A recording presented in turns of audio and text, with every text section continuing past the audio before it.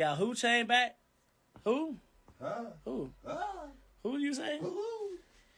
I don't even know what you talking about. I don't even know nothing about none. You see what I'm saying? What if I say, I don't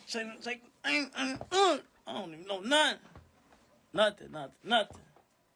Yo, y'all know what it is. Y'all know what it ain't. Man, I really thought this O-Block shit, as far as the gang, I thought they was really united, especially with King Von dying. It seemed like Munna Duke was gonna be the one to take control of the gang, and I was hoping to at least lead the youngest, like Durkey and everybody else, Ty Munna, and try to show them how to do this for real. Ike Munna, him right there. That's what was my opinion. But it seems like Munna Duke more along the lines of, it ain't got shit to do with me, as well as E-Dog and everybody else from the O. I don't want to get into too many names, but just put it like this. When me and Durkey did the interview, he said the people he thought that was going to have his back, they didn't. And from what I heard, E-Dog, Munna Duke, everybody else wanted to play especially, E-Dog, he didn't want to do it. He was like, I don't got nothing to do with that, shorty. If you want to get your chain back, you going to have to step. E-Dog told him that pretty much straight through the door. You going to have to step. And Munna Duke on the other lines was more along the lines of, I ain't got shit to do with that. Get it back on your own.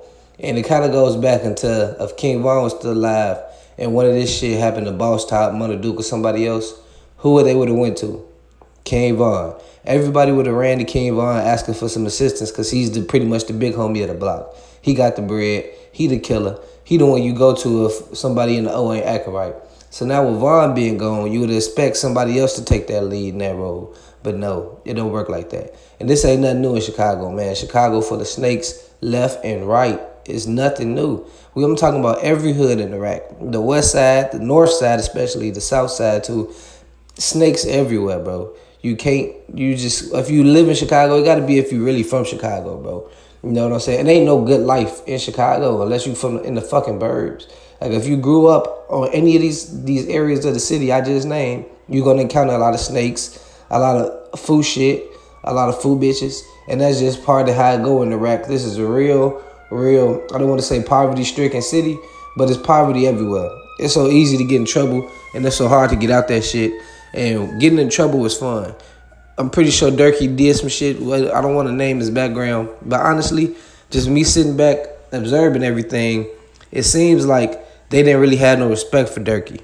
It's like, a lot of people probably put in work that he didn't put in, and they feel like he didn't deserve the chain.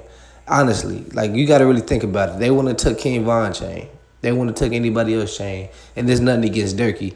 It's just explaining why none of the guys wanted to help him get it back, and it's explaining why pretty much they even got down on him in the first place. They running the social media, embarrassing him. They don't care nothing about the image that he still got to maintain in order to be a rapper, a signed rapper.